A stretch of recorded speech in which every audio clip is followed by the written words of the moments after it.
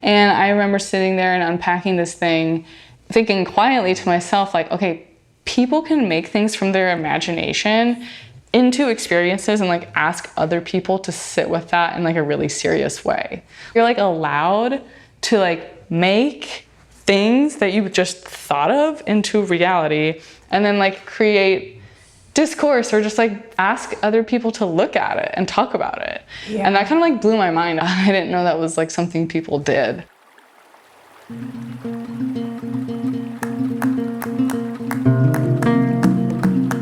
Welcome to the Any Place podcast. I'm your host, Robin Nisbet. In this episode, I'm joined by the fabulous Elizabeth Herring, artist, thinker, and cultural critiquer. We talk about postmodernism, karaoke, the strange world of the internet, and printing things out. You're listening to What Your Eye Color Says About Your Personality.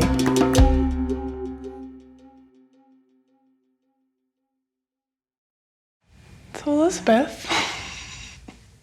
Yes, Robin? We're on the Ojai radio show right now. Yeah.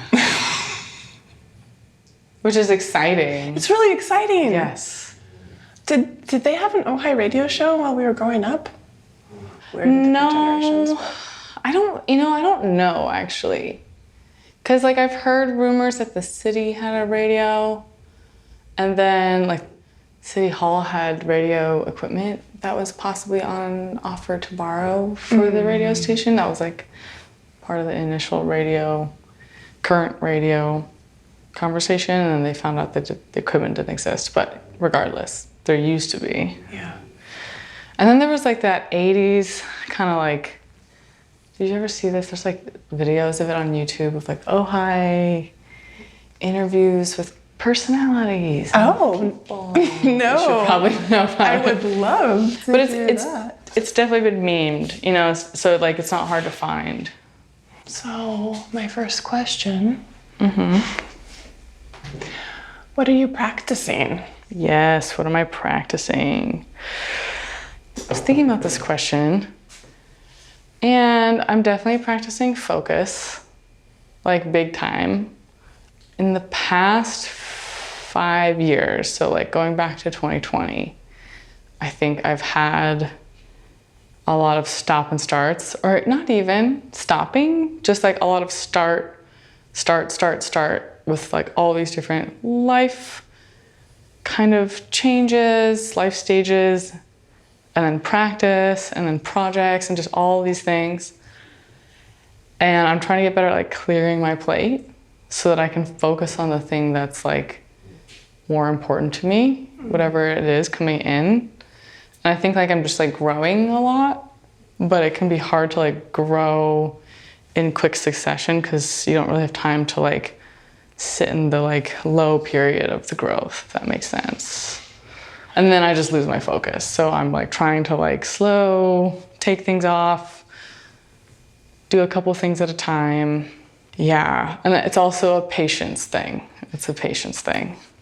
Will you talk a little bit more about that low period of growth? Like, what does that look like? How do you experience it? Well, you have a growth spurt, let's say, and that's like involves a lot of change, or maybe not, but it's like energy and maybe a little excitement, and it's kind of like fast-paced. You have that spurt. And then you have that like initial kind of like, whoa, what is this new change feeling that's like maybe a little bit longer than the spurt. It's like the settling into the change. And then there's like after that section, there's this sort of like maybe less exciting, and like life kind of goes, you know, back to normal, if you will. Like you're like, okay, I've settled into this like growth, and now I feel level again. And like I think I've had so many like, I went to grad school after I moved back from Berlin, moved to Ojai. COVID happened. Then I started grad school. Then I finished grad school, and then I got married like 4 months later. And then I like started a new job like within 4 months. So it was like this kind of like crazy 2 years, maybe 2.5. And I think we share this, a lot of people share this during the COVID times. It's like the time got really compressed and like really elongated at the same time. Or like things got postponed and then they all had to happen at the same time, like especially with weddings and whatnot. I remember that time there being like 4 or 5 weddings that happened in a couple months just because people were finally able to gather. Oh, and then I started Spore Space, and I curated this project at the Ojai Historic Jail.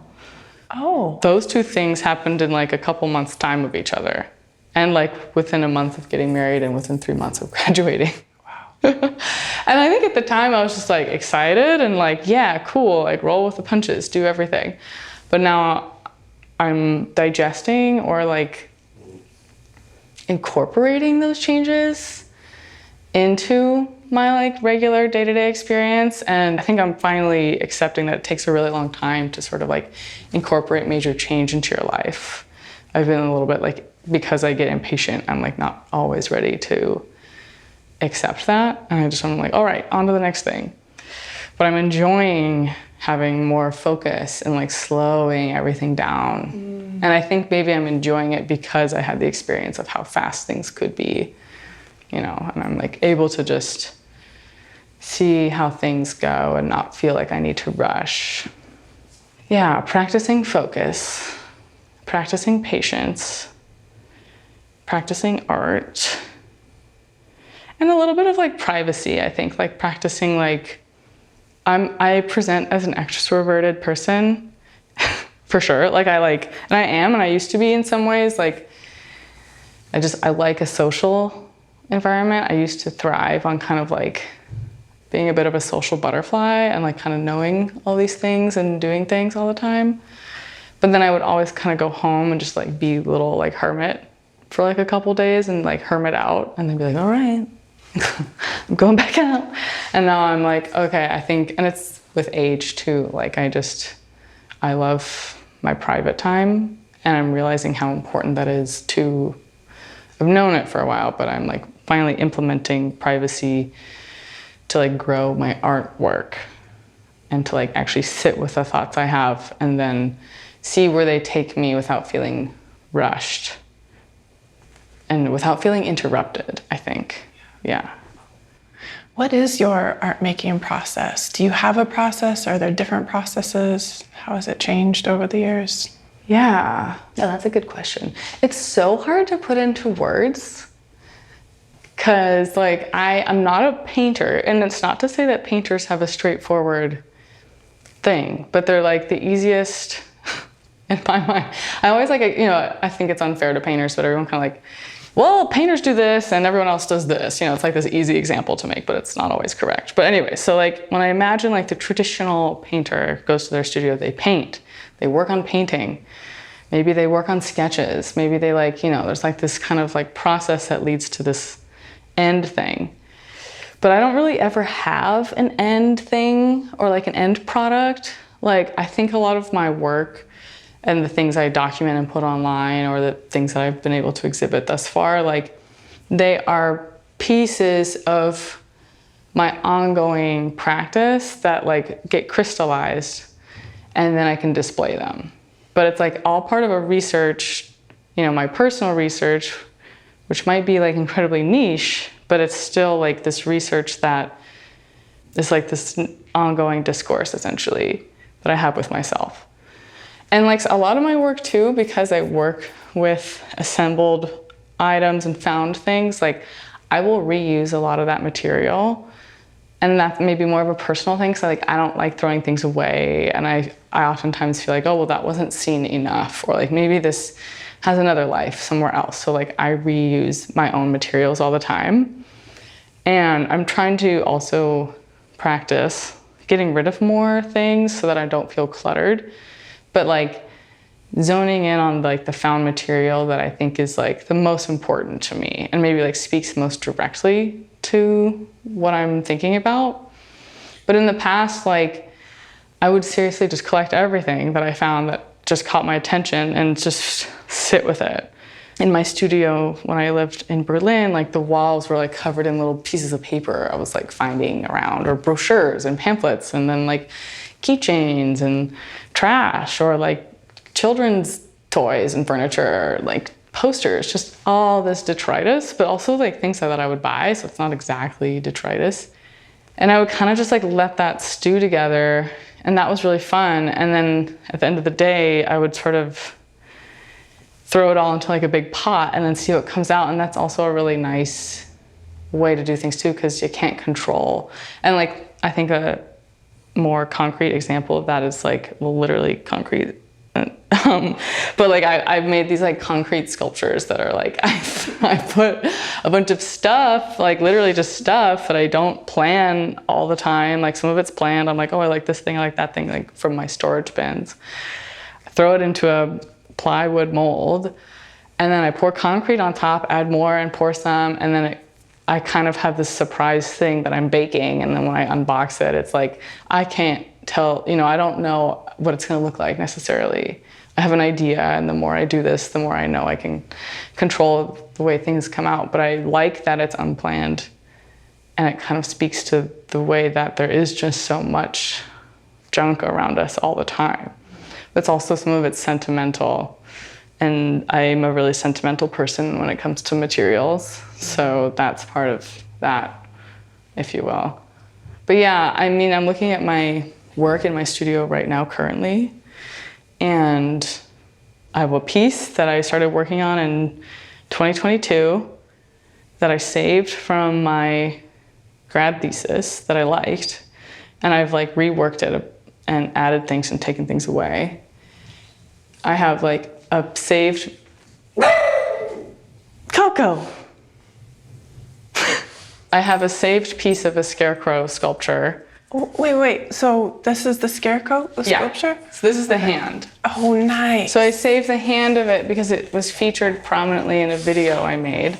Oh, very cool. I want to describe it for the listeners. So there's newspaper like scrunched up inside of a stocking. I can see a crossword puzzle in the newspaper, and it's tinted. There's, oh, that's cool, empty film canisters inside to give it more shape. And then these amazing press-on fingernails. Yeah. It's like this gross beige, like crumpled paper stocking with fingernails on it. And it looks like a claw or a foot. Yeah. It's amazing. But I'm like, okay, I don't want to get rid of this part. Like, I need to make space. I need to get rid of old things, but I want to save a part of it. And then I'm going to use that as like inspiration for what comes after it. So I kind of save things and then move forward. And then I have like something I've been working on from 6 months ago. I have something I made last week, but with material that I've had my whole life. So it's all a little, time is definitely a big part of my work. And I think like it expands and contracts in all different directions. And I'm interested in antique and also contemporary aesthetics and like nostalgia and kitsch and yet futuristic ideas too. What your eye color says about your personality. Yeah, right. So I like printed ads, like, internet chum that you find at the bottom of like whatever, like CNN.com, or like worse than that even, I don't even know, like Daily Mail, like these kinds of outlets. And then like, I like to print that out. I like to save these ads, and then I print them out and put them on a board that's kind of beat up, and the paper's beat up and spray painted on, and it takes a minute to decide like what era things are coming from. And then there's another picture, there's like some cutouts from like a 60s like romance novel and like some odd little things. And this board, it's like particle board. It reminds me of like a wall, I don't know, from the 60s or something. Yeah. Or like something that's lined, like maybe it's a closet or... Totally. It's particle board, and then I like basically like attached this metal sheet of fake wood finish. Like it could be plastic, but it's metal, it's really thin. And I did some junk collecting at an actual like junkyard in Yucca Valley, and that's where that came from. Nice. And yeah, it's 100% from the era that we're thinking it's from. It's great. And I love these, the horse sculptures are amazing. Are these collections from when you were younger? or new collections? Yeah, no, the horses are kind of a new addition to my studio. They are mine from growing up. I have boxes of them. My sister and I collected them. It was like every gift was a horse for like many years of our lives, like birthday, Christmas. So we have quite a few. And I've always wanted to do something with them. Like, I think as objects, they're really beautiful, and they're also collector's items, but they're like, you know, I would just have a hard time getting rid of them. And I think I want to document them, or I'm kind of playing with them in a sculpture piece. But either way, I'm feeling like honoring them, but I'm not exactly sure how to do that yet. And I do tend to like use material from maybe like not exactly my childhood, but like material that speaks to my interests as a person throughout my life. Because whether or not like I'm making work about horses is less the idea, but more so like using the horse or using this thing that I'm interested in to talk about something else. And I think there are always ways to do that, but it's finding the right material and structure and just like employment of the thing to talk about the thing. And then it usually helps me figure out what I'm trying to say.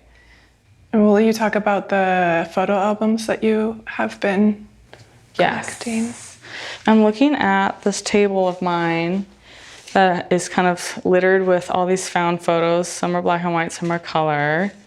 They're most certainly all film and not digital, which is mostly a product of the fact that few digital photos get printed nowadays, and that I source a lot of my found photography from like swap meets and estate sales. And I have this really interesting antique photo album that I recently got from an estate sale in Santa Paula. And I don't know why, I was drawn to the album because I think it's very beautiful. It's clearly like a nice object that was well cared for. It's very old, the spine is falling apart, but it's a beautiful book. It has like a leather embossed cover with floral decorations, has like this cool antique kind of like locking system.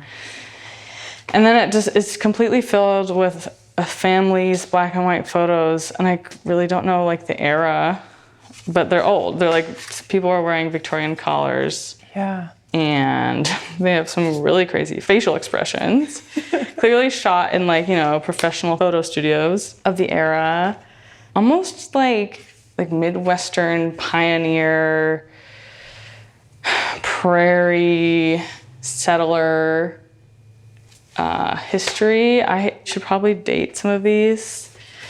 There's some postcards that are mixed in with pictures of babies. And what I love too is and you can still get these, but you can purchase like pre-designed papers to print onto. So like a postcard, and then one side is photosensitized. And so you could print your own postcards, but someone printed a picture of their baby, which I assume is also just like one way of, as we all still do, keep in touch with each other. Back then, perhaps an announcement of a baby would come on a hand-printed postcard. So yeah, this is this thing, and it's like very new to me, and I am still kind of like processing it, the whole object of the album. And I'm not exactly sure what my plan with it is, but sometimes I just need things to sit here for a while before I like really know what I'm doing with it. Oh, I'm just turning the pages, and I found like a school report card from, I don't see a year. Do you see a year on here? No. No. But it's from Scottsbluff City Schools. Yeah. Don't know where that's. Rita Williams, who I believe was the person whose estate was being sold. Perhaps I'm wrong. But yeah, there's just some interesting, I love I love analyzing the fashions, the hairstyles, the expressions, the printing techniques, the environments these people are in. Some of them are like in photo studios with like painted backgrounds to look like nature. Some of them are in nature, more casual, like a milk pail. This woman has like a bonnet and a milk pail. But yeah, so that's kind of like, I think this is the direction I'm moving in right now is I'm processing, and some of my other found photographs I've just collected over the years. I think as a photographer, and as a collector, I just kind of gravitate towards these little things as objects, and I just like hold on to them. And now I'm making more of like an effort to collect photos and start to notice like what I'm collecting and why. And I've noticed that I'm like collecting a lot of tourist photos, a lot of photos of recognizable landscapes, but like shot by an amateur, which I love. Yeah. But then I also have like some postcards from places that are like very professionally polished, and like this Tower of Pisa postcard, very classic. I mean, I'm always interested in like high and low contrast, culture contrast. Yeah. Amateur and professional contrast. Yeah, kind of like finding like where the gaps are in like media narratives and also just like lived experience. And also figuring out how to make work about photography without taking more photos, because I don't always feel inspired to take photos. And I do feel overwhelmed by how many photos are out there. There's just everyone. It is true, like everyone is a photographer. Yeah. Instagram changed the game. I started feeling very concerned about that. Like as a young photographer going to school, I started to feel very overwhelmed, sort of like, well, I don't want my photos. Instagram isn't the place for my photos, but like, where do I put them? Where do people see them? Where should they go? Like, what are they being seen next to? I started feeling very concerned by that. Yeah. And I tried to go this route of supporting myself through commercial photography one way or another.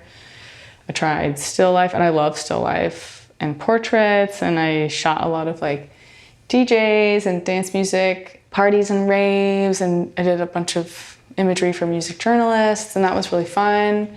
And I'd still be doing that if I lived somewhere where that was maybe more feasible.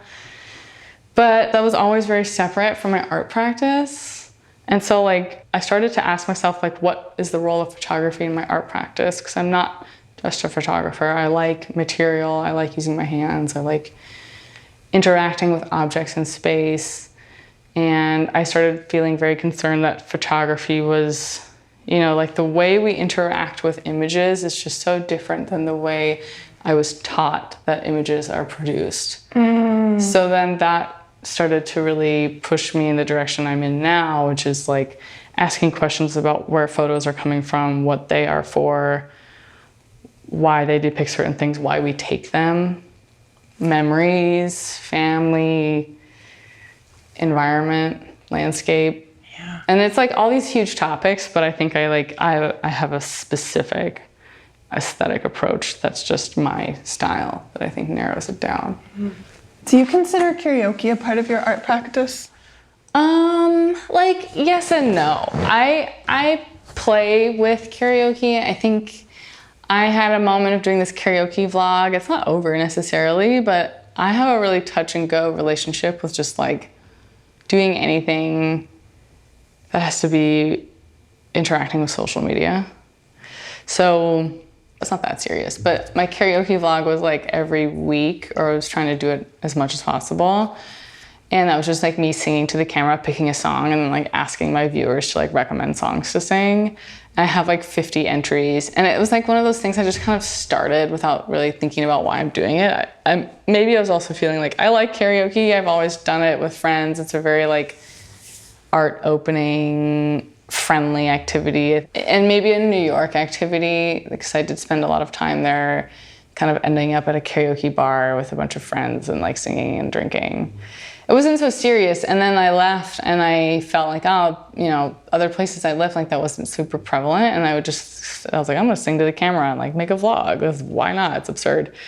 And then that kind of became a part of my practice. To specify, karaoke vlog became a part of my practice, but I have probably like 10 people or less who like watch those regularly, who I love.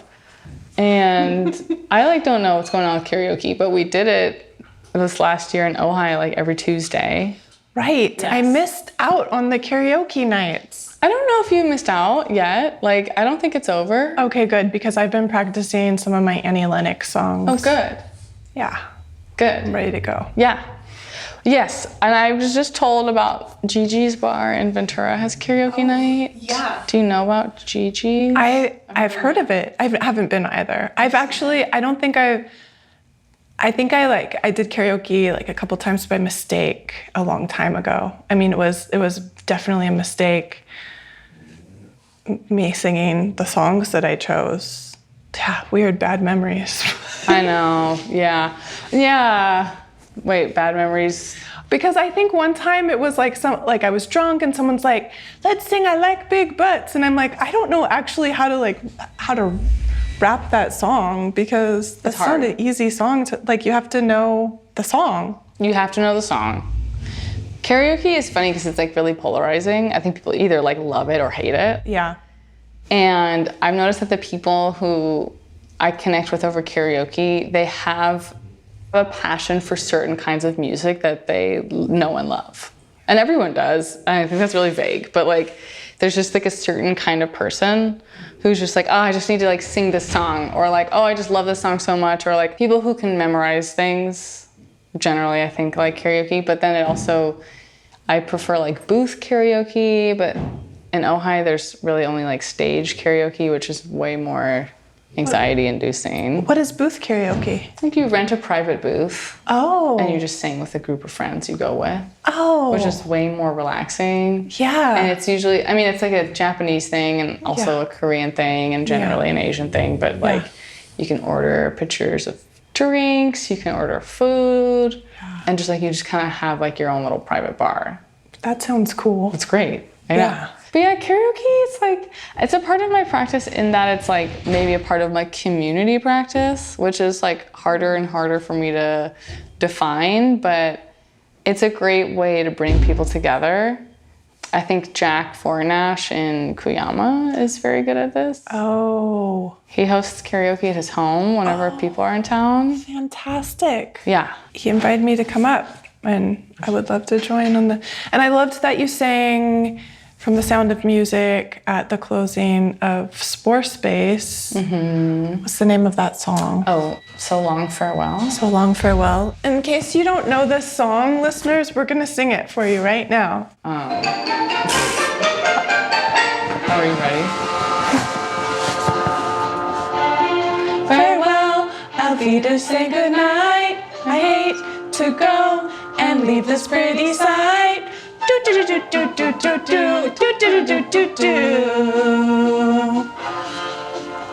So long, farewell, Auf Wiedersehen, adieu, adieu, adieu to you and you and you. Do do do do do do do. The screen, the background. I know, it's so funny. Long farewell, au revoir, Wiedersehen. I'd like to stay and taste my first champagne. Okay, that's all. But we don't have to. That's a good. That's a great amount. That's perfect. And listeners, I didn't even properly introduce you. This is Elizabeth Herring. She liked to print things out as a teenager. I love to print things out. Where did that come from again? What were we talking about? Where were we talking about that? It was outside the Ojai Art Museum. The dance. I think it was after the opening of the Fiber Show. Yes. I love to print stuff. Did you ever start to feel guilty about printing things, though, as the focus on environmentalism got very specific? No, I never felt guilty about it. There was that moment, there was like a moment where it's like save paper, so print double-sided or something. Yeah. But like, I'm one of these people, I cannot read on a screen. Yeah. It's just not possible for me. My little eyes, they just break. Yeah. I gotta physically know how much I have left, how much I'm already read. I know, that's I don't know why. What that says about me. Well, I'm like, I love books because like the actual book itself, the tactileness, like holding it, feeling it, smelling it, I could sleep with my books. Like I just love books. They're like friends. I can't imagine them not being in a physical form. Yeah.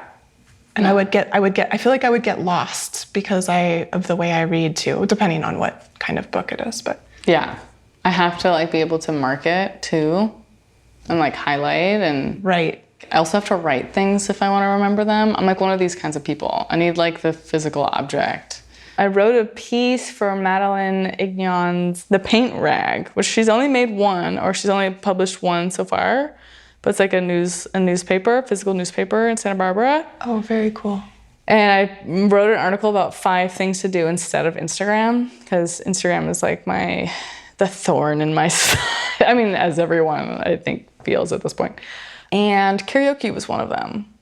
So I'm like, you could sing karaoke, you don't have to use Instagram. It's a confidence builder. Totally. Not everyone wants themselves posted in public on singing karaoke, so you can't always use your phone. You have to be in the moment. Yeah. There's like a lot of like anti-phone properties to karaoke. I love it. Yeah. That's so great. Yeah. So great. I love too that you're talking about Instagram and sort of the concerns in relationship with art practices. And I think altogether, I mean, I don't know, there's something too about like when you were talking about the kind of riding the waves, the growth spurt, and then the down growth of being in an art practice. With the way we're oriented toward information these days, it's like we're starting to get accultured to this instant gratification all the time and instant information, and it's really damaging for our brains, and like so healthy to be with the slow periods. Mm-hmm. Yeah, overstimulation is an issue for me. Also, like, it's so funny. Like, I don't even know how to get into this, but like whatever ADHD is something that I'm becoming more and more familiar with, as I believe it's something I have. Like, I don't even know. I don't understand. I can't even get in there. But overstimulation is like the enemy to that behavioral pattern. And when I was working, I don't know when this was, 2017, 2018, I was working in like a corporate social media marketing context, and I was on Instagram all the time. I also should preface that like by the time I was finishing undergrad was like basically when Instagram went public and was like popularized. Oh, wow. So I think I was sort of like in this moment of like, okay, I'm an adult, I'm becoming an adult, but I'm also like using these things that are like brand new, and I've just been along for the ride this whole time. At least I wasn't younger, you know. I know people who don't know any other reality, but in a way I'm like more cognizant of like how the thing has changed and how it's changed me. And it's not just Instagram, it's all social media and like internet use at this point. At one point it wasn't so intense. But yeah, I just became like very addicted to the validation of the platform. And I was like a young artist, learning that I was an artist, and then feeling like I had to promote myself. And I'm like not even sure what I'm promoting, you know? Like, I think having to go through that was like very confusing, and I'm certainly not the only one. But yeah, I mean, it just does things to you. It does things to you. It fatigues you intensely. I think the most burnout I've ever been is just from like screen use. And it's not so great. Yeah. It's not great for making art either. No, I mean, and for me, like I'm 10 years older than you, and I have I'm like, oh, if I were a millennial, it would be easier. But I know people my age who are very social media savvy. Right. And like Instagram or whatever the social media platform they're using. I'm actually kind of curious about TikTok, just because I'm like, there's a younger I don't know. I'm not like totally against social media altogether. I just feel like, I know for me, when I am on it for a moment, it like sucks me into this vortex that makes me feel so weird after. It's kind of the same thing even with Zoom. Being like, I'm just like, oh, I'm not in real life. Like I totally forgot about my body. Yes. I was just in this virtual space and my body doesn't exist anymore. And that feels like a huge problem for me. Yes. Yeah. I started to have like burnout around Instagram and sort of screen use in 2018, 2019, and I had to recover. And I didn't really know what was going on. Like it was also from other things going on in my life, but I like was trying to figure it out. I was just having heartburn all the time. I had no idea what was happening to me. I kind of solved it, and then Was the heartburn from the social media? Yes.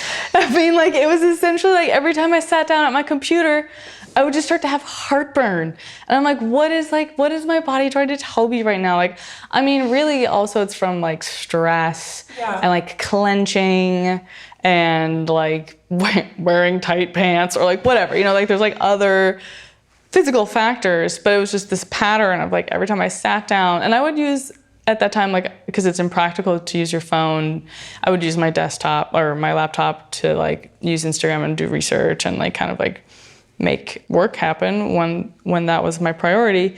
So yeah, I mean, it would be like on my phone, but also on my computer, just this like, I couldn't escape this thing, and everything happens on our computers now. I feel old saying that. I'm like, well, how old am I saying that? Like, as opposed to then, but as opposed to the days when I printed things out. Yeah, but it still happened on my computer. Right. But yeah, so then like a couple years after I had that like one really bad burnout, I started doing grad school at CalArts, and like the first year was on Zoom, which is crazy. Yeah, and like for many reasons, a very odd time, but also like a lot of silver linings. And I think like the actual experience of like Zoom school was difficult. I found myself on my computer 6 hours a day, trying to focus on classes that were 3 hours long, happening on Zoom. So like a professor talking to us. And this was like, early days, so everyone's figuring out how Zoom works and stuff. And like students don't want to talk, and all these classic Zoom things that we now know happen. But at that time, everyone's like, why doesn't anyone want to talk? Why doesn't anyone know? Well, turn your cameras on, like, trying to figure out this classroom. But I was just like filled with anxiety, and I couldn't figure it out because I love school and I love going to class. And like, I love all of the things that come with that, but I just hate Zoom. And I think part of it is like feeling watched, like the double, basically like having my camera on, watching myself watch myself. Totally. Horrible. And then having to like perform while watching yourself. It's like a really wild out of body experience. Yeah. And it's just like, after a while, I was like, I just can't. Like my eyes were turning into the shape of the computer screen. And I was just like, I can't handle this. I still don't even know. And I can't focus when I'm on a computer. Like I'll end up online shopping, or I'll end up like scrolling other things just to keep myself focusing. So it's all bad.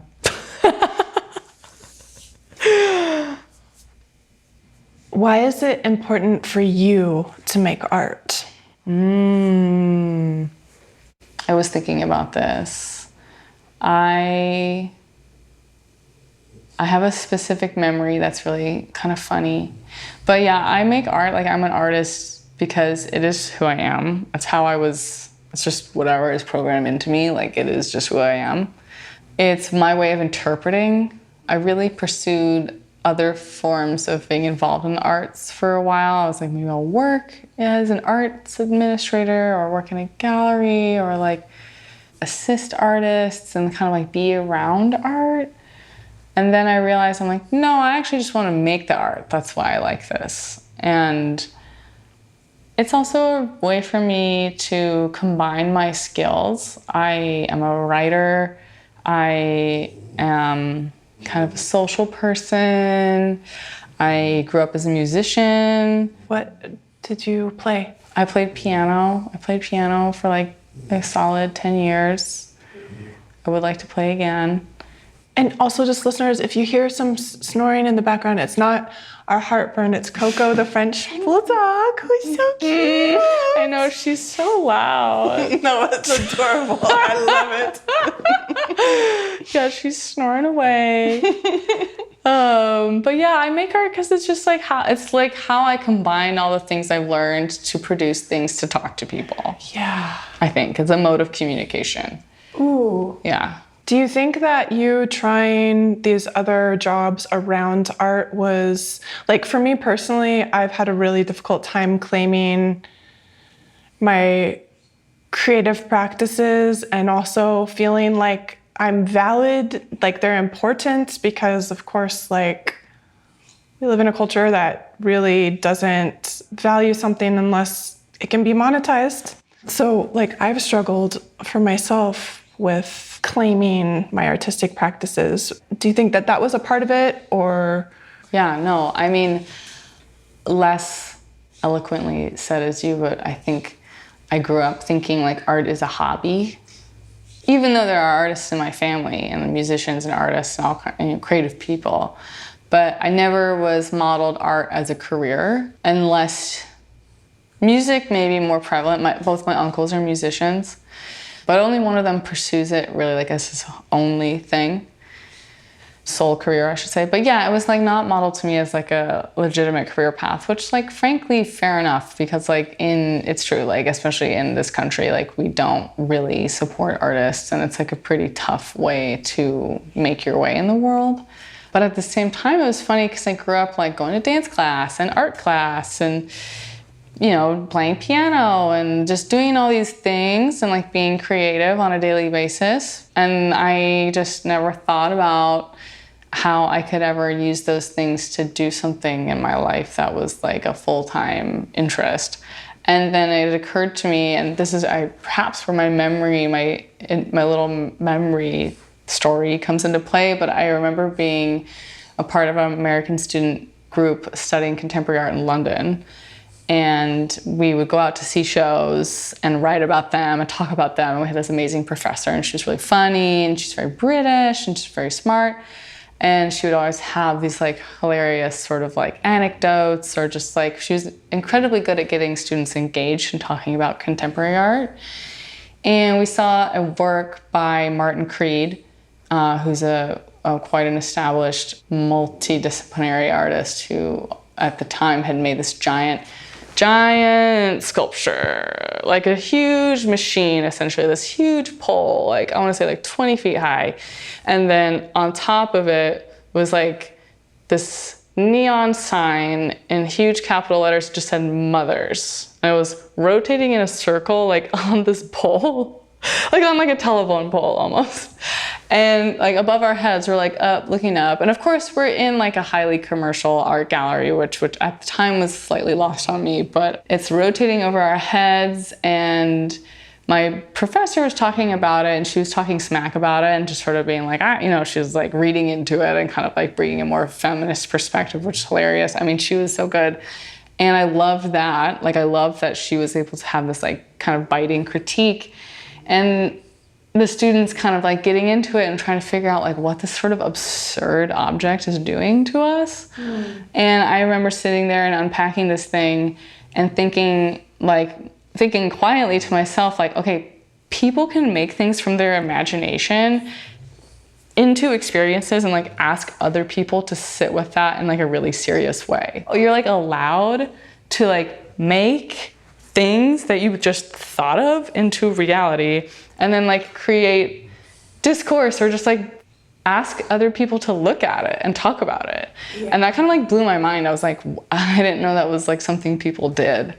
And like I had grown up like traveling, and I'd seen museums and gone, Santa Barbara Art Museum or like LA and, other places. But I think I was more experiencing like paintings or like wall works, and not necessarily like these like installation or like large scale sculptures. And there was a certain point at which I was like, oh shit, like this is really cool. Yeah.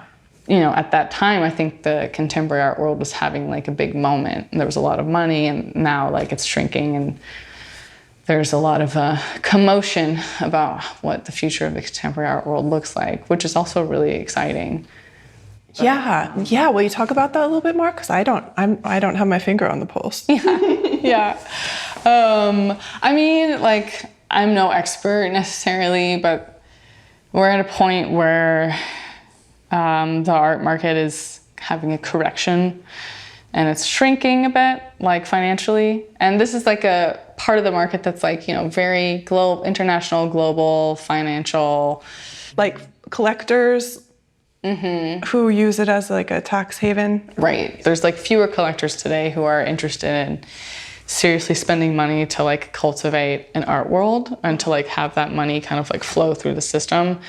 And as those art collectors kind of are a dying breed and like leave the scene or like, I don't know, age out, there are fewer young people replacing them. So I think that's like kind of like a general consensus some people have been coming to. And so there's like a bit of an uproar and a clamor about, you know, a lot of big galleries and a lot of like established galleries closing in rapid succession over the last couple of years.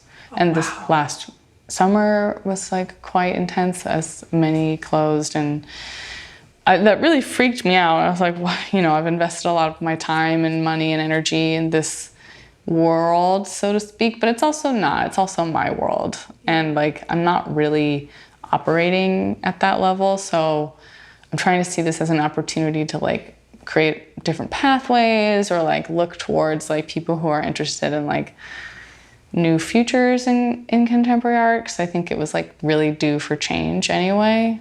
So we'll see. And there are a lot of other really cool artists and thinkers that were like discussing that, and I'm listening to what they're saying. That's weird. It's a weird time. It's a weird time, and art is a weird thing, and the kind of the hierarchy of the art world is a weird thing too. Yes. And like breaking into it to actually be able to make money on niche things in the United States.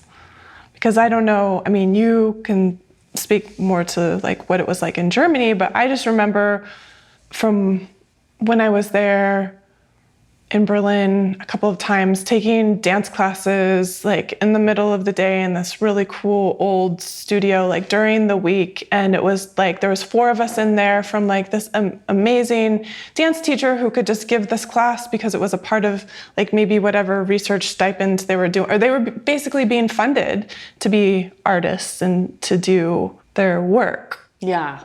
Which is special. It's very special. I know, and like Germany is such a cool place for that. And you do just sort of stumble upon like such high caliber things happening around you, especially in Berlin, which is like such a mysterious, big, sprawling city. Yeah. Though I will say, like, I've been really inspired by things I've seen in LA. It took me a minute to kind of like adjust and just sort of like open my mind to what's going on out there. But like California has like such a unique history and like culture and just like approach to making everything that I've become more appreciative of now that I'm like getting older. I mean, I always get made fun of for this, but like grew up in Ojai and I just like, it's like, yeah, whatever. Like, I don't know. Sure, it's a nice place. I don't even know. I wasn't aware even that it was a nice place. I was like, it's just a boring small town. And like, it was extremely boring during that time. I want to like emphasize how boring it was. It was very boring. Everybody, it was so boring. It was so boring. And there was like nothing like that I felt was cool. It was also like pretty masculine. I want to say it was like kind of a masculine place to grow up. I felt like I was always navigating like what bro culture thought was cool, you know, like, and I was like a young girl who wanted to like experience things, and there's just nothing to do here. Yeah. And I'm like, I don't want to go to the punk show or the hardcore show. Like, I'm like, you know, I wanted to do something else. Yeah. And that was cool. That was actually the coolest thing that happened in Ojai. But yeah, I digress. LA is interesting. California is interesting. I don't know where the money, you know what I mean? It's like, well, we need more funding in Ventura County. For sure. For sure. I think Santa Barbara is an interesting example, though Santa Barbara has its own issues, but they have more money for the arts there. LA has money for the arts, and I feel like we're sandwiched in between, and I don't know. But then I'm like, maybe it's just a cool time to be here because we're going to like do something different.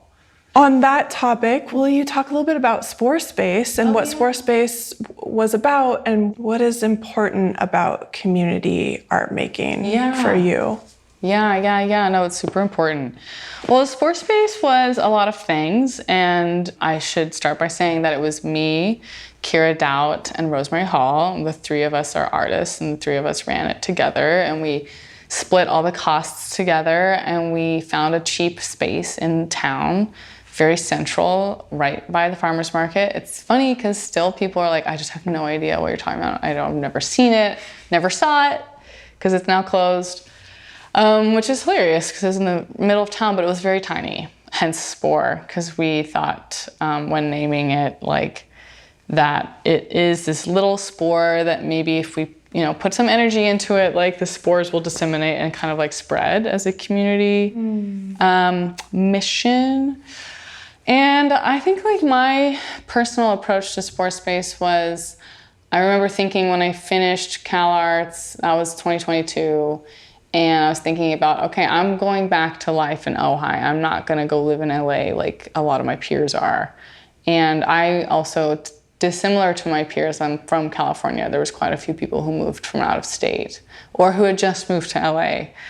And I didn't feel like that pull. It was still very close to COVID. I didn't want to move to LA. I found myself enjoying Ojai a lot in the space and time I was given here, or that it grants you.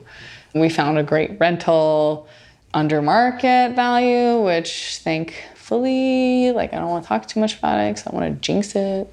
And I should preface, like, my husband Derek and I moved to Ojai together. So Derek and I are living in Ojai. I'm like, I'm going back to Ojai, but like, what am I going back to? Because I am leaving this like super stimulating art community at Cal Arts. I've been under a lot of pressure to make things. Like, I want to be a part of a conversation. I want to be surrounded by other artists, but I don't know how to find that in Ojai.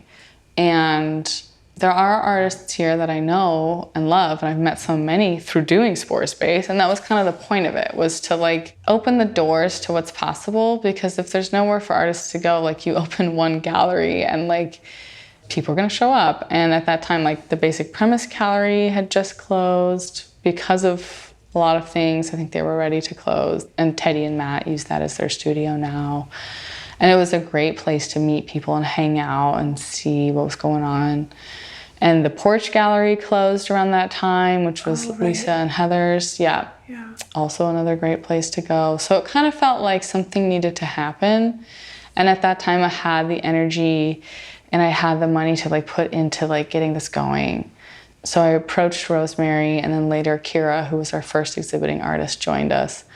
And the idea was essentially to like create a meeting place, and also to showcase some of the younger, maybe like you could call them emerging artists in town, but just basically like people who felt like, you know, these people are making work and it's like interesting and like they should be showcased. And like, you know, that comes from like a personal place, because it's like, oh, people who I'm interested in, or people who Rosemary or Kira was interested in. But it became this sort of like rotating conversation. And we did also not just choose like of a certain age group. Like it was important to us to choose like older people, younger people. We did a high school showcase for Nordhoff for the Ojai Studio Artists Scholarship, and just to sort of like introduce people to each other. And it's a bummer it's closed, but like as an artist, it's very difficult to like manage that and to pay for that, and then to also justify my life in my studio. And I had just come to a point where I was like really ready to kind of retreat. But I really hope someone else picks up the torch and maybe like finds some impetus to try something new, because I would really love to see that. Why are community spaces important? I mean, community spaces are important because they are places where people can share resources.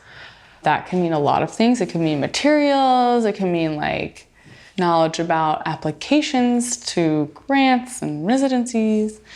It can be where people make friends. It provides security through shared resources and sort of like mutual assistance. I don't want to say like mutual aid, because that's like a specific thing in and of itself, but I think just like knowing who your neighbors are, you know, and like that's also a Jack Fornash-ism, is like neighbors, knowing your neighbors, being a neighbor. But in a town like Ojai, it is really geographically limited, and so it is important to know who you live with, and you might be surprised by that. Yeah. So I think all community spaces are important for introducing people to each other, to provide stability. It also is important to me in a community space that people are sharing their grievances with each other, so that other people can feel heard and seen if they have the same issue. Yeah. And then people can take action together. That's very important. And I think like Facebook and Instagram are actually really destabilizing for those conversations, though a lot of like activist groups use those platforms to gather people. I think it also promotes like a lot of infighting and quarreling, and when you're in person with someone, it's harder to have like such a blatant disagreement or to like, you know, get into a fight. Usually you're going to avoid conflict. Yeah, just to have community spaces all around. Like, I mean, this has been a conversation that I've been having a lot lately, is how much we're conditioned to think like we need to be individuals in order to be unique, in order, like, I mean, I don't know about for you, but like as an artist, like I really don't like being compared to anyone, don't want to be normal in any way, and I don't want to be compared to anyone else. But that doesn't mean that I don't need community. It doesn't mean that I don't need to be around a bunch of other misfits. Like I deeply need that. Yes. Yeah. And like historically, that is very true. People, regardless of how similar or different you are, like people find communal places, or places become, like I'm trying to think of like the example in my mind, but the first thing that comes to mind are like dive bars, or places for like cheap food and cheap drinking and like cheap partying tend to like draw a certain crowd of people, and then kind of have like a bit of a lore or like, you know, historical importance over time when they attract groups who then like associate with each other, or like, you know, when there are these spaces that allow for interaction without a lot of risk, you know, you're not going to spend too much, or you're not going to like be judged, then you can start to like get to know who you're with and let go and have a good time. Yeah. And like I would actually love to operate a dive bar, but I don't think I really have it in me. I'm like, I love the idea of having like a bar once a week that like people just know to come to, but a tiki bar called the Nasty Net. Ooh. Right? Yeah. I want that to happen. Do it. Who's gonna pay for it? Somebody out there listener. Pay for it so the we Nasty can have Net. a cool dive bar. Yeah. What do you find challenging about living in Ojai again as an adult, moving back here, coming to the place that you grew up? Yeah, I know. I have like, I could probably write like a whole like dictionary-sized book about that, but I'm not gonna do that. I struggle with the lack of anonymity. I feel like I know a lot of people here, and it's very difficult to be anonymous. I know that that is not just me. There are plenty of people who talk about that. But I really do struggle with that. Like I sometimes want to go out into the world and not feel like I'm probably gonna be seen or surveilled, you know. It's a little bit Gossip Girl for those who relate. But then like on the flip side, the cool thing about Ojai is that everyone knows each other, so who knows? But hand in hand with the anonymity is self-expression. Mm-hmm. Sometimes I personally, especially, just feel like I need to be anonymous in order to sort of like try new things and go out there and not feel like I'm going to be like judged, really. The other things I think are just like finding artistic dialogues that suit me, and I'm so grateful I've met you and the dance pack, of course, and my other friends and collaborators who are around. Like there are definitely some great people here. Yeah. But I feel that often I have to kind of explain what I do, and sometimes that leaves me feeling a little frustrated. And it's fine. Everyone has to explain what they do sometimes, but I do want to have this feeling where like I'm operating and it's just understood and known, like how I operate isn't really out of the norm, because there are social circles that I can join quite easily if I just leave Ojai, where like my being is not questioned. Yeah. But like that said, I don't know, I think in some ways it's like good to have to explain yourself. You know, you're asking people to understand you. Right. And that's important. Right. For like mutual empathy. That's a thing that I've struggled with too, I think. And I get a little chip on my shoulder that I need to check around that. But when people are like, what kind of dance do you do? And I'm like, yes. Do I really have to? And I don't even know how to explain. Like I can explain lineage, which actually takes a long time to explain. Like if I talk about, for example, kind of my postmodern lineage, and I guess, somatic, the word somatic is probably, Ojai is like one of the few places in the world where everybody knows what this word is now. Yes. But at the same time, I don't even know if we really know what it is. But like somatics, it's the ability to perceive what's happening on the inside of the body. So tapping into another language that's not a cerebral or analytical language. And it's a really big delineation for me because I grew up doing like ballet, modern, and jazz, and in front of the mirror, taking the dance class. And it was very choreographed and formulated with particular vocabulary. And I didn't feel embodied doing it at all. It felt like very showy, which I like. I mean, I like the theatrical part of it, but I didn't have a strong connection to how I was experiencing it, and I wasn't understanding dance from the inside of my body. So like this is a very long explanation to people when they ask what kind of dance I do. And people are not so familiar with like the postmodern lineage. It's a kind of like art world, maybe even art academia context to understand something. And it's not like, I'm going to go take a dance class at the dance studio downtown. Well, it's very critical. Yes. It's critical of the medium. Exactly. And it's really hard to explain that. And I also feel that way too, where like, though it may not like manifest in my work, I am also like actively critical of like what's being made. I think making ephemeral work or making work that can't be bought and sold easily is like an inherently critical act. And it's hard to explain that. And I do feel like, without discounting the people in Ojai and the places that like do understand and appreciate critical work, I do think that there's like a pretty dominant culture of like commercial sales forward art here that is also like rooted in like replicating the landscape and taking like an approach towards producing beauty, which is like amazing, but it's just not what I do. And it's hard to like have these kind of conversations unless the other side of the conversation is like into it or open-minded or like already knows what you're talking about and is aware of themselves in this like dynamic. Right. But I do wonder if this is changing, though the new culture in Ojai is dramatic and kind of wealth-centric. I do wonder if maybe conversations are kind of like opening up around the kind of art that takes place here.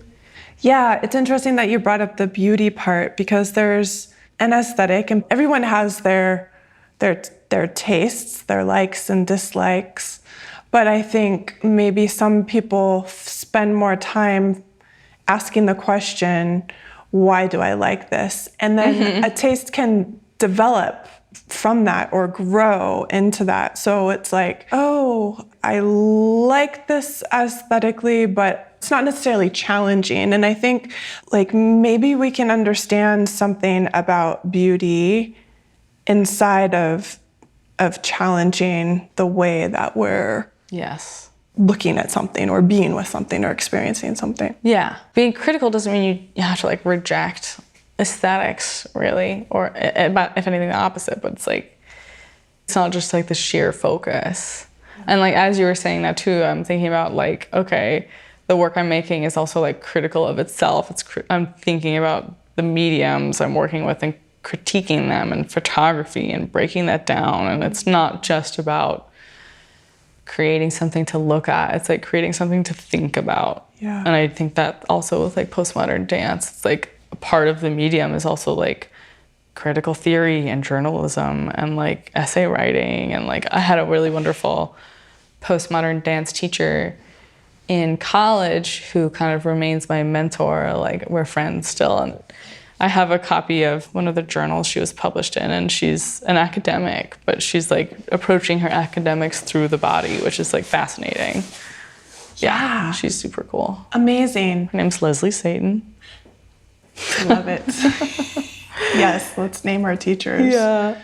Like architecture hugely influences postmodern dance for one thing, because it's like, how do we inhabit a space? And so much coming in and out of different spaces. It is ephemeral. What direction are we drawn to when we go into a space? How does the shape affect the way we move? How do we inhabit the space? And even certain concepts in architecture, like a cantilever or tensegrity, like it's talking about like our physics, essentially. Like our body is an architectural structure that's moving all the time, but there's like crossover between mediums. I think for a long time, maybe the old way of thinking about art was like, you're in a particular discipline. And for me, I can't even really fathom that. And if I say I'm an interdisciplinary artist, I almost feel like that's a weird thing to say. Yeah. Because art is interdisciplinary. Yes, I feel that way too. Like when people ask me like what my medium is, I'm like, well, kind of like whatever you put in my hands at this point. Like, yeah, okay, I'm formally trained in certain things and I have like a craft skill as like, you know, whatever, like a photographer or like whatever. I'm starting to learn pottery. I started doing that in Ojai, of course, because what else do you do in Ojai, California? Right. But, pottery is the main craft of Ojai. Yeah, which like so fucking sick. Like, I don't know if I can swear, but the pottery here is the best. But yeah, I mean, and it's so rewarding, but it's not an end. You know, I had a recent studio visit with someone and they came over and they're like, oh, you're this and you're that and you do pottery and do this. And I'm like, no, like I'm just one. I'm just me. And like we had a nice conversation about this. I was sort of explaining like, yeah, well, ceramics, I learned how to use it. And then now that's another material in my toolbox. Yeah. And I think like some artists thrive not having like this overcomplicated like relationship to like ways of making. But then some artists, you just use it all. Yeah. Yeah. What inspires you, or what are your inspirations? One photographer that, I mean, he was very much identified as a photographer as his main form of work, but he said he studied paintings for photography, that was like a little teaching moment, because he would take me to these museums and point out like the lighting in the painting, and that helped me to understand. Oh, wow, cool. Yeah. Oh, I love that, actually. I feel like painters and photographers have like a really interesting mutual relationship with each other. I love painters, but I'm not like your typical photographer, so I don't know if I even fit into that category. So I actually have like a running list that I've started like 100 years ago of artists. Every time I come across an artist I like, I add them to this list. Just names, one name per line. Each name is probably like 11-point font and it's like 2 pages. So it's kind of not as long as it could be, but it's like I'm pretty selective. I'm like, oh, this person spoke to me, like I'm putting them in there. I also have this visual binder of visual references, and like I started making binders in grad school. One of my professors, Kashila Brooke, encouraged me to make sort of like a reference book for my thesis. So then I started this binder this year with just, I come across so many reference images online, and as I said before, I like to print things out. And I need to be able to see it, so like I keep it on deck. But like right now, the artists that I'm thinking about that I don't know personally, I should say, because there are many personal friends of mine that I'm inspired by, but Fernanda Laguna and Cecilia Pavon are Argentinian artists who are writers, and Fernanda is a visual artist as well. I have a couple of their books, but they ran a space together in Argentina called Belleza y Felicidad, and it's like, it was a publishing space, like a DIY venue, it sounds like, and also exhibition space, and like pictures of that really inspire me, and just sort of like this sort of, they're both, I would say, community practice artists, and I love their writing. It's very tongue-in-cheek and it's really great. Those two are amazing right now for me, and I recently saw a stop-motion video work that was awarded a Guggenheim Fellowship by Mungo Thompson. That was really extremely beautiful, that I've been thinking about. Also because like I think it took him like a decade to make the work, so I'm just like very impressed by that. There is something so incredible to me about someone who can be with that entity of art, whatever it is, like it becomes its own entity over like a like a durational time span for a time period, like a decade. That is incredible. Yeah. And like, I have so many questions like, did you start? Like how, what went into making it work? But it is, and I'm like, it reminds me that really great things come with time. And I'm like, okay, it's cool to take your time. Does that go back to your, what you were saying earlier about your practicing patience? Yeah. And having trust that like what I'm doing isn't just going to be like lost to the ether. Yeah. Like, and just trusting that like I will do the best that I can to get my work seen, because I also need an audience. I think, not all artists I think need or want an audience, but I am an artist who wants an audience. Yeah. So and then Trisha Donnelly is a really cool photographer. Wow. I love talking about other artists. I love looking at other artists. I love learning about how other artists work. Yeah. How they got to where they were. Yeah. It's always different, I think the cool thing about being an artist, but the hard thing is that there's like no clear path. Right. And that's the hardest thing to explain to people. It opens up this like existential inquiry, but it's really hard to slow yourself down enough to see what you're doing. And it's like that when you're learning things. Like I remember when I was playing piano, I could learn a piece and play it very quickly, but it was when I had to like slow down and play it accurately that things got hard. And I think that's when you have to really like stop and ask yourself like what's happening. What do you love about Ojai? Your face. What do I love about Ojai? Okay, I love my friends here. I love my community, truly. Buzzword, but like I love it. I think that's like why Derek and I wanted to stay, because we really could have moved to LA. It's like this very like cosmic moment of being approved for 2 rental houses at the same time. One was in like South Pasadena and the other was in Ojai, which like are also comically similar places. South Pasadena is like beautiful. Yeah, beautiful, like architectural, cute homes, little bungalows and stuff. Yeah. And we were lucky, and we were still kind of like flowing off of this like COVID upheaval. And on that day, I was just like, no one gets approved for a house in Ojai. Like, let's do it, like. And also, we just had so many good friends here, and it really feels like, especially living in bigger cities for a while and then moving back here, I was suddenly like in a group of people from all kinds of backgrounds and like diverse approaches to life. Like I wasn't just in like a cultural bubble of people like exactly my age, exactly my interests, exactly, checking all the boxes of all the things I know. And it felt really nice to be in a group where I'm like, I have to just be flexible and be myself, and everyone around me, if we're going to respect each other, are going to have to do the same thing. So that was really refreshing to me. I also felt that Ojai has like a different opportunity, and it was scary for me to like walk away from being a part of the big city art life.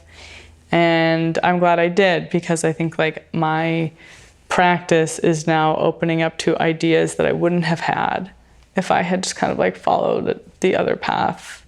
I'm excited about that. And what else do I love about Ojai? Honestly, it's a funny place. It is like a laugh out loud, funny place. That's gotten really popular in the last few years. Popular, making it a little less funny, but yeah, right. It's like a little scary. Not so funny, you guys. It's a serious business. Do not laugh. I love hiking. I'm a big camper. I'm an Ojai girl. I gotta go sit in the river bottom. But there's like these things. This is a podcast that is about some kind of relationship or question around being a spiritual body and a physical body, or it's about consciousness, or I think that art is spiritual. Maybe not everyone agrees with that, but then I also feel like the word prayer can be loaded, can also not be. I don't know. But what is your prayer? Yeah, I have to get up, and I have to there's like a process to this. Okay. Also, oh shoot, she got up. She was completely half out of her bed. It was super funny. You were so funny. Okay, so my prayer This is my little wall of things people have kind of like given to me. Brie gave me this sweet card, I think for my birthday, that I thought was really sweet. So this is my funny little thing, my little pocket. And I think I just had a freak out one day. And like I have done like the artist's way in these books that are related, I think, to the spiritual practice of art. But so I had this piece of paper I wrote on the outside, important reminder, please check when confused, sad, or angry. Because how many times have I just had like a complete like meltdown and then I'm like, why am I even doing this? And I'm like, no. There's like there's gotta be a process. There's gotta be like a safety lever, because like I can't have that conversation with myself every time. So I remade this little like artist prayer that I think originally came from the Artist Way. So you open it up, and in all caps I hand wrote, I'm an artist. There are no other options. Don't do things that compromise my ability to be an artist. Protect my energy, trust myself, embrace my power and joy, make my art one idea at a time. Word!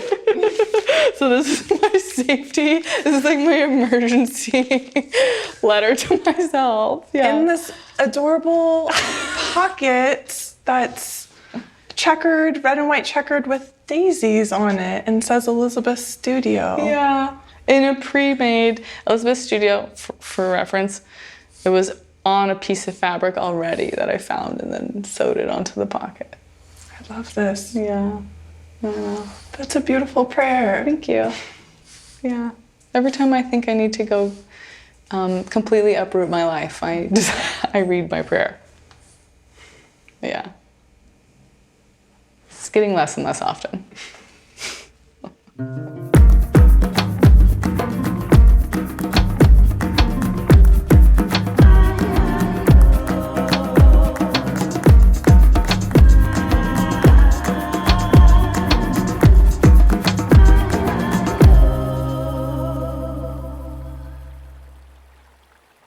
Thank you for listening today. You can learn more about Elizabeth's work by going to her website, eclaireherring.com. For more information about the podcast, you can visit anyplacepodcast.com. This episode was recorded on the traditional homelands of the Chumash people.